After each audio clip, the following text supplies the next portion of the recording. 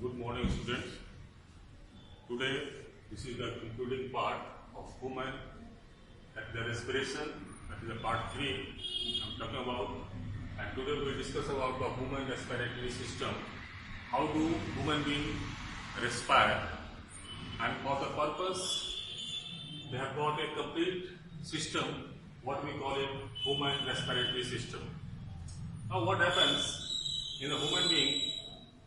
They intake oxygen from one point and which is thereafter absorbed into the blood, and that is being carried out to the various cells where the process of oxidation takes place within the cell, and the carbon dioxide come over there again comes into the blood and that is given away. So taking in oxygen, that is called inhalation, and removal of carbon dioxide, that is called the exhalation. So here we will talk about the human respiratory system, which consists of the nasal cavity, and next one is that is the pharynx. Now pharynx is the place where nasal cavity, that is the passage of the air that is having the common passage for food as well, that is the esophagus. Now here we are having a flap like a structure over it that prevents food to enter into the windpipe.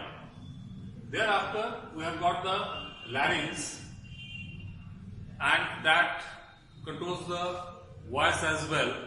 And ultimately larynx is attached to the trachea. Trachea is the very important, that is the pipeline, what we call it, that carries air, whatever we inhale, through the branches called bronchi and to the lungs. Why do we call it lungs? Lungs are basically, we have got the two sides of our chest, that is left side and the right side. The right side, the lungs are 3 lobes, left side we are having the 2 lobes. The size of the lungs, left hand side, that is, it is smaller than the right hand side.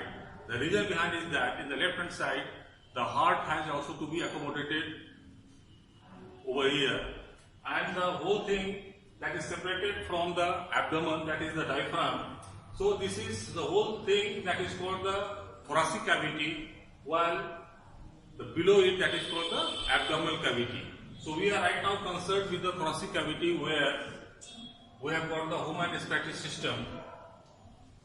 Now we will talk about the function of each and every part one by one. Now what happens to the nasal cavity?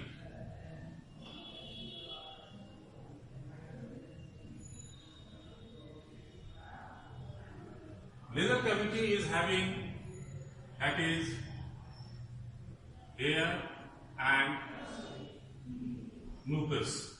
Whatever air we inhale while passing through the nasal cavity, the larger dust particles which are floating around into the air, that are being trapped, and the smaller particles and some of the germs might be coming along with the air, that is stuck to the mucus.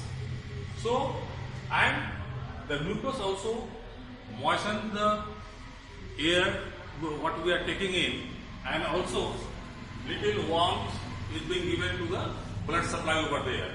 So warm, humid air that passes through the nasal cavity, through the pharynx, larynx and trachea. Now here the major role we talk about the trachea.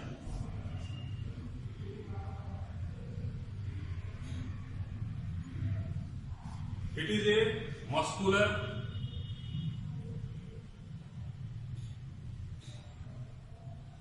pipeline with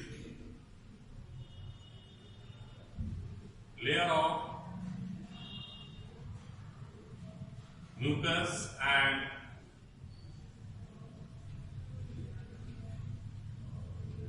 supported with ciliated epithelium.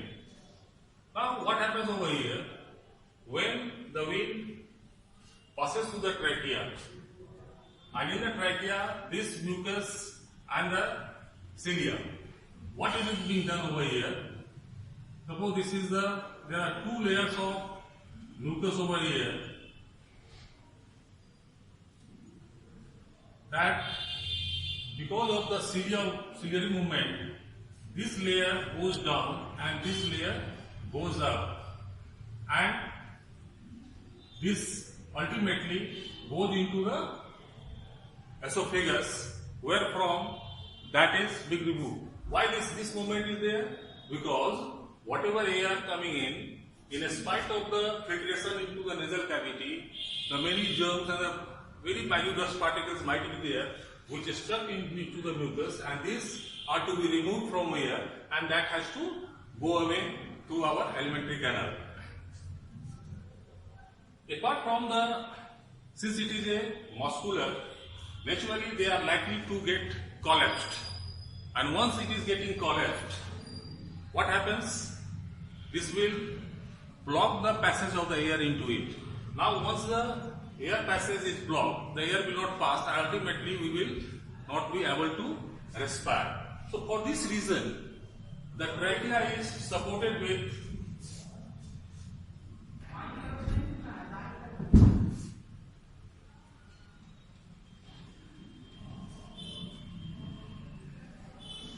this cartilage ring. You must have seen in your household gas pipelines, that is, rings are there, steel rings are there, which prevent the collapse of the rubber pipe. So same way, these cartilage rings prevent the collapse of the trachea, and thereby this always remains open to air. Now one more thing I would like to add up over here. Sometimes because of some infection or a large amount of dust particles coming into our windpipe, the movement of the mucus into the trachea, that is being restricted because of the thickness of the mucus, and that causes coughing, because our body cannot hold those things for a longer period of time, so that causes the coughing. So that's why this is due to this reason, the mucus is needed to be further dilution is required, and thereby the movement that continues. Now what happens? This is today we are just suffering from, or the whole world is suffering from, the coronavirus. What this virus does? This virus that thickens the mucus, and thereby the total blockade occurs into the trachea, and that reduces the passage of the air, and thereby the people get the respiratory problem. And this continues to the entire respiratory system.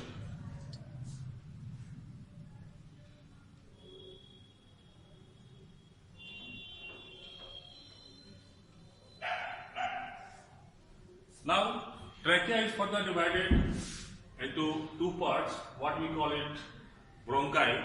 Each one is called the bronchus, and bronchi is further divided into many branches, that is called the bronchioles. So through these bronchioles, the air enters into the lungs. What exactly is there inside the lungs? Lungs have got the small air sacs, what we call alveoli. Alveoli are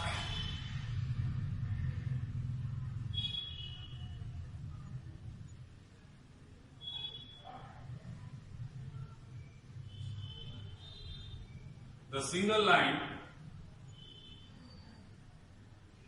epithelial, squamous epithelial cells.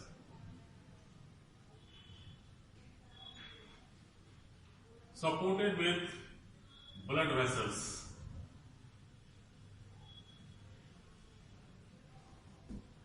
So whatever air is coming ultimately into the alveoli, the single one, what we call it alveolus, it has got oxygen,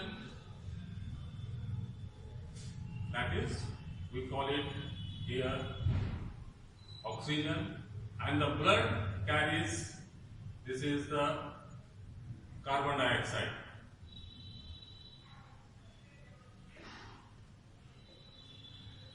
So due to less concentration of the incoming blood of oxygen and high concentration of carbon dioxide, there is the exchange of the gases. So oxygen will diffuse into the bloodstream and carbon dioxide will come into the alveolus, and ultimately oxygen is getting transferred into our bloodstream and that is carried to the various cells, and the carbon dioxide coming over here, that is being exhaled. So that exhalation that is being carried out by the increase and decrease of the pressure inside the thoracic cavity. The exchange or the movement of the air, that is the inhalation and exhalation, that is being carried out by the process of breathing, what is based upon the difference into the pressure. While taking in, the pressure inside is low, and while breathing out, the pressure inside becomes high. So that mechanism works throughout. Now this alveoli doesn't have this cartilage ring over there, yet they don't get collapse. This is because always certain amount of air remains into the alveoli. Now here, if you see the entire lungs, there are millions of alveoli over there. Now what is the need of these millions of alveoli? The reason behind is that the smaller segments of alveoli that enhance the total surface area, and that helps into the effective transfer of oxygen and carbon dioxide, that exchange that is taking place. Now, those people who are smokers, in those cases, the tar deposit of the nicotine that deposits on the alveoli, inside the alveoli, and that prevents the exchange of gases and thereby reducing the total surface area for the exchange, and they get breathing problem off and on. Now here, the role of diaphragm. Diaphragm is a thick muscular wall that separates the thoracic cavity from the abdominal cavity, as I have stated earlier, and that helps into the process of breathing. Now, this whole system that is being protected by our ribs over there, and also the lungs have another protective layer that is called pleura, and in between the lungs and the pleura there is pleural fluid.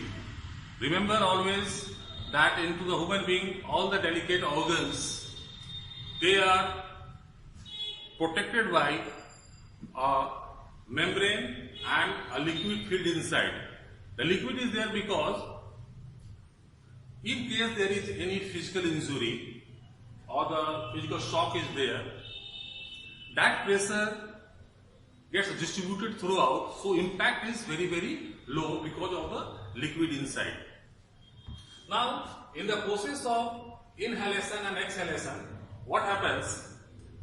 As I told you earlier that during the inhalation, the inner pressure should be low. How it will become low? This diaphragm that will get stretched and the ribs, they get relaxed. So thereby the total volume inside that gets increased, and when the volume increases, the pressure decreases and the air is coming inside. Once the exchange has taken place, thereafter diaphragm gets back into its normal position, and also the ribs attached to the muscles, and that muscles they constrict, and thereby inside there is increase into the pressure because of the low volume, and thereby the gas is being exhaled, that is being given out. So this is the process by which we breathe in and breathe out.